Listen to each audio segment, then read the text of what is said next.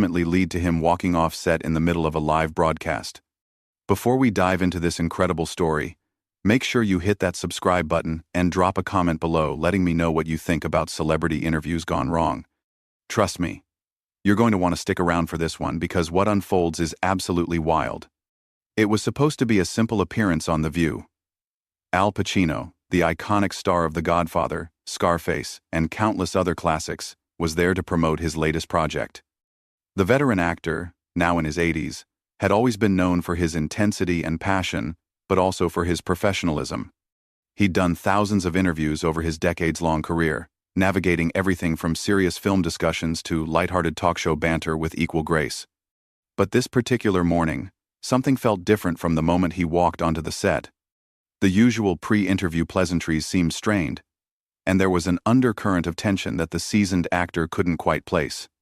Joy Behar, co-host of The View and known for her sharp tongue and political commentary, had apparently decided that this wasn't going to be your typical promotional interview. From the very first question, it was clear she had her own agenda. "So, Al," Joy began, leaning forward with what could only be described as a predatory smile, "let's talk about your new film, but first, I have to ask about some of your past work. Looking back, do you ever regret glorifying violence in movies like Scarface? I mean, don't you think Hollywood has a responsibility to society?" Pacino, clearly caught off guard by the aggressive opening, paused for a moment. His eyes narrowed slightly, a telltale sign that those familiar with his work would recognize. "Well, Joy, I think that's a pretty loaded question to start with," he replied, his voice measured but with an edge. "I've always believed that cinema is about exploring the human condition, including its darker aspects. We're storytellers, not moral instructors. But surely you can see how these characters influence young people?" Joy pressed on, completely ignoring his thoughtful response. "I mean, how many kids have tried to emulate Tony Montana? Don't you feel any responsibility for that?" The other hosts exchanged uncomfortable glances. This wasn't the direction anyone had expected the interview to take. Especially not this early. Whoopi Goldberg attempted to interject with a lighter question about his preparation methods, but Joy quickly cut her off. No, let him answer," Joy insisted, waving her hand dismissively at her colleague. "I think this is important. Al, you've made millions off these violent characters. Don't you think you owe society an explanation?" Pacino's jaw tightened. "I don't owe society anything except honest performances," he said, his famous intensity beginning to show. "Every role I've taken, I've approached with respect and dedication. If you want to have a philosophical debate about the nature of art and responsibility, I'm happy to do that, but let's not pretend that's what this is about." "What do you mean by that?" Joy shot back, her voice rising slightly. "I mean, you seem more interested in creating conflict than having a conversation," Pacino replied, his tone becoming more direct. "I've been doing this for over 50 years. I know the difference between an interview and an interrogation." The tension in the studio was now palpable. The camera operators weren't sure where to focus, and the other hosts looked like they wanted to crawl under the table. But Joy Behar was just getting started. "Oh, so now I'm interrogating you." She laughed, but there was no humor in it. "I'm asking legitimate questions about your career choices. If you can't handle that, maybe you shouldn't be in this business." The studio fell silent except for the hum of the cameras. Al Pacino stared at Joy for a long moment, and everyone present could feel the shift in the room. This was no longer just an uncomfortable interview. This was about to become something much more significant. "Listen, lady," Pacino said, his voice low but carrying the weight of decades of experience and respect in the industry. "I've been handling questions about my work since before you had your first job on television. But there's a difference between asking questions and being disrespectful." Joy's face flushed red. "Disrespectful? For asking about the impact of your movies? That's my job, Al. Maybe in your Hollywood bubble, everyone just tells you how great you are. But out here in the real world, we ask the tough questions." "The real world?" Pacino's eyebrows shot up. "You think sitting behind this desk makes you more connected to the real world than someone who's spent 50 years telling stories about real people, real struggles, real human experiences?" "I think it makes me someone who's not afraid to call out Hollywood when I see problems," Joy retorted. and I see a lot of problems with the kind of movies you've made your career on." The other hosts were now actively trying to change the subject, with Sarah Haynes jumping in to ask about his upcoming projects. But Joy wasn't having any of it. "No, we're going to finish this conversation," Joy declared, cutting off Sarah mid-sentence with a sharp gesture. "I'm not done yet. Al, you've been dodging my questions." Pacino's face darkened. "I haven't dodged anything. I've answered every question you've asked. But apparently, my answers aren't what you want to hear." "Your answers are just Hollywood speak," Joy fired back. "Let me ask you something more direct. How do you sleep at night knowing that your portrayal of drug dealers and criminals has probably inspired real violence? How many people have died because they thought being like Tony Montana was cool?"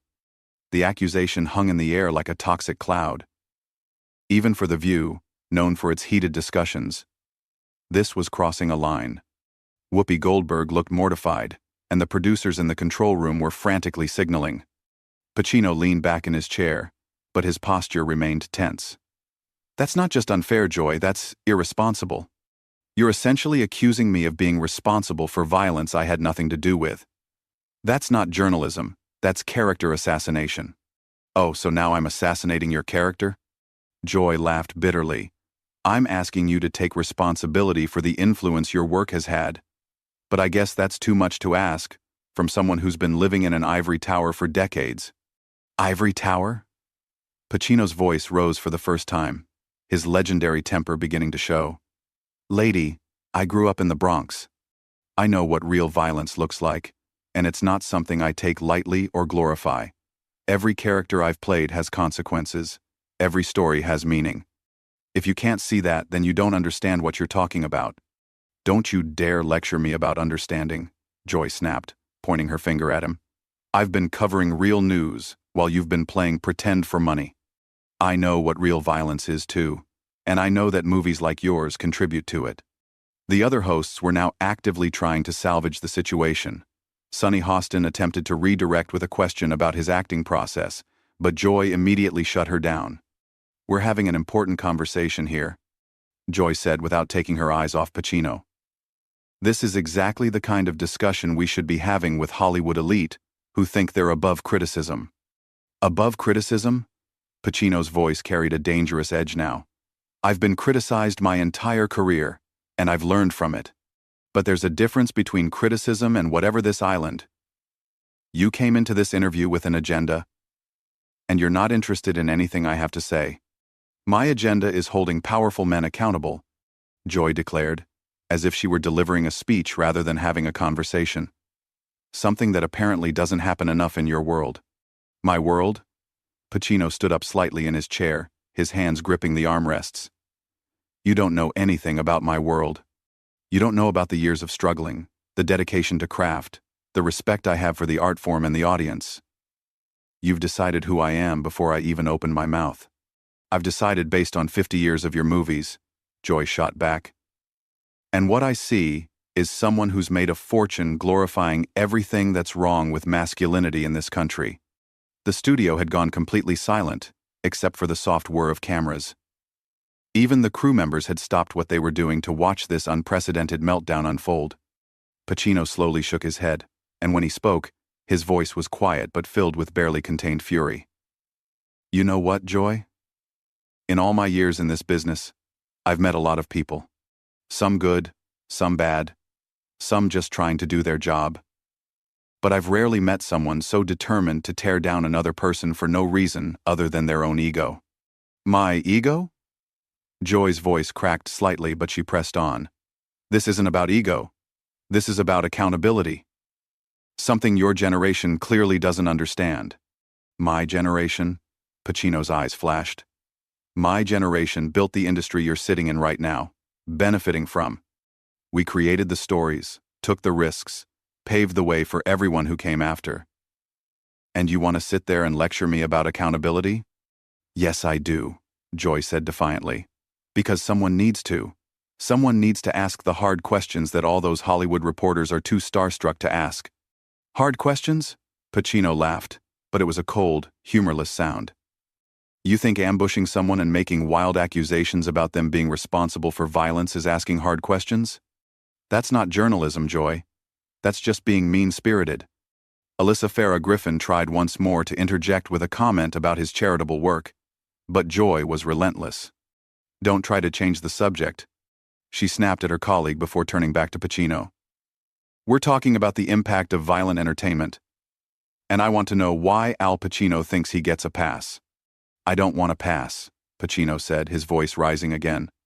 I want a fair conversation. But that's clearly not what you're interested in. You've made up your mind about who I am and what I represent, and nothing I say is going to change that. Maybe because what you represent is everything that's wrong with Hollywood. Joy continued her assault. The old boys club, the violence, the toxic masculinity, all wrapped up in awards and accolades. Pacino stared at her for a long moment, and everyone in the studio could see him making a decision. His face had gone from angry to something else entirely. Something that looked almost like pity. You know what, Joy? He said finally, his voice now eerily calm. I came here today to talk about my work, to connect with the audience, maybe have some fun. I've done thousands of interviews, and I've always tried to be respectful, even when the questions were challenging. But this isn't an interview anymore.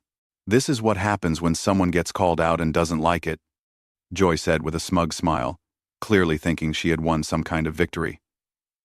This is exactly the kind of entitled behavior I was talking about. Pacino's expression shifted to something the other hosts had never seen before.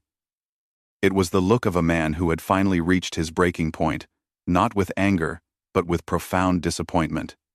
Entitled, he repeated slowly, as if testing the word. Joy, I want you to listen to me very carefully. I have spent my entire life dedicated to my craft. I've studied every character, I've lived with them, I've brought truth to every role I've ever played. I've never asked for special treatment, never demanded softball questions, never refused to talk about difficult subjects. But what you're doing right now isn't journalism. It's harassment. Harassment? Joy scoffed. For asking you about your movies? Give me a break, Al. This is exactly what I mean about Hollywood privilege. The minute someone asks you a real question, you cry, harassment. A real question? Pacino's voice was getting quieter, which somehow made it more intense. Let me tell you what a real question would be. You could have asked me about my process, about how I approach difficult characters, about the responsibility I feel as an actor, about how I've evolved over the decades. Instead, you decided to attack me personally and blame me for societal problems I had nothing to do with. The other hosts exchanged desperate looks. Whoopi Goldberg made one more attempt to salvage the situation. Al, maybe we could talk about your new project, she said hopefully. But Joy immediately cut her off again. No, we're not moving on. I want Al to answer the question. Do you, or do you not think your violent movies have had a negative impact on society? Pacino closed his eyes for a moment, and when he opened them, there was a resigned sadness there. You really want an answer to that question? Yes, I do, Joy said triumphantly. Then here's your answer. I think art, real art, holds up a mirror to society. Sometimes that mirror shows us things we don't want to see. The characters I've played, they're not heroes, they're cautionary tales. Tony Montana doesn't end up happy, Joy. He ends up dead and alone.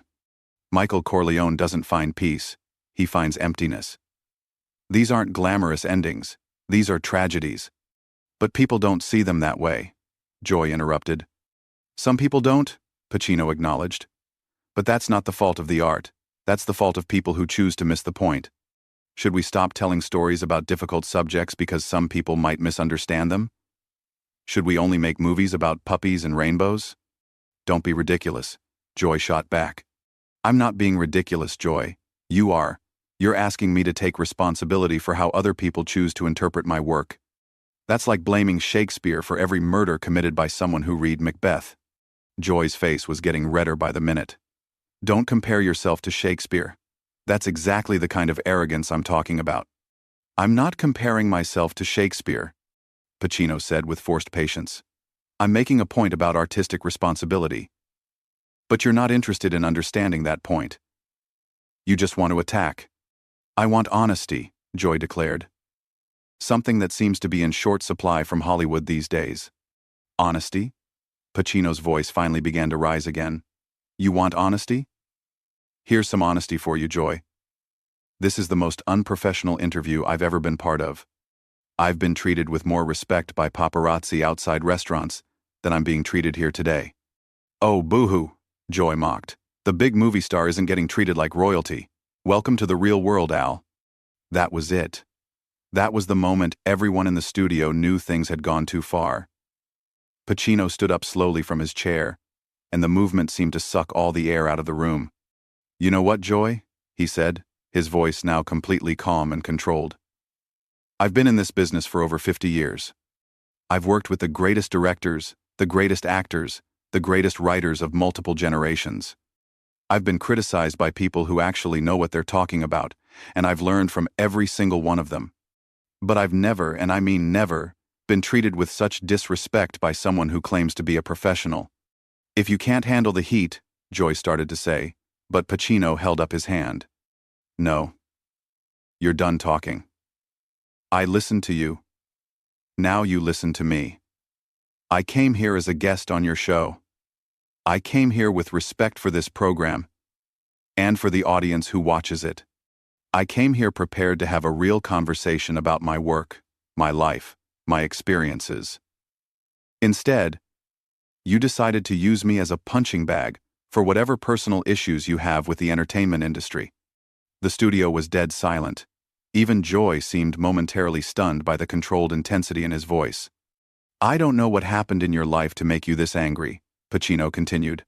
And frankly, I don't care. But I'm not going to sit here and let you take it out on me. I've been nothing but professional, and you've been nothing but hostile, and I'm done with it. Joy finally found her voice again. So you're just going to run away? Just like every other Hollywood prima donna who can't handle criticism? Pacino actually smiled at that, but it wasn't a pleasant smile. Criticism? Is that what you call this? Joy, I've been criticized by some of the smartest, most talented people in the world, and I've always appreciated it because it made me better. But this isn't criticism. This is just mean. And life's too short to waste time on mean people. He began to remove his microphone, and panic set in among the crew and producers. Al, please, Whoopi Goldberg pleaded. Don't go, we can start over. Pacino looked at Whoopi with genuine affection. Whoopi, you're a class act. You always have been. But I can't do this anymore. I won't do this anymore. Joy, perhaps realizing that she had pushed too far, made one last attempt to maintain control. Fine.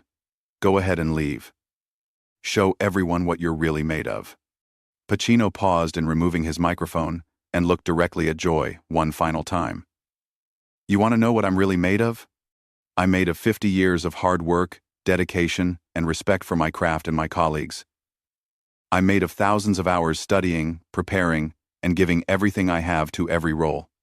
I'm made of genuine love for storytelling and for the people who watch our movies. And I'm made of enough self-respect to know when it's time to walk away from someone who doesn't deserve another second of my time. With that, he handed his microphone to a stunned production assistant and began to walk toward the exit.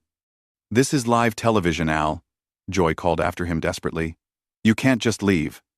Pacino stopped at the edge of the set and turned back one last time. Watch me. And with that, one of the most respected actors in Hollywood history walked off the set of The View, leaving behind a stunned studio audience, mortified co-hosts, and one very red-faced Joy Behar who had just experienced what happens when you push a legend too far. The cameras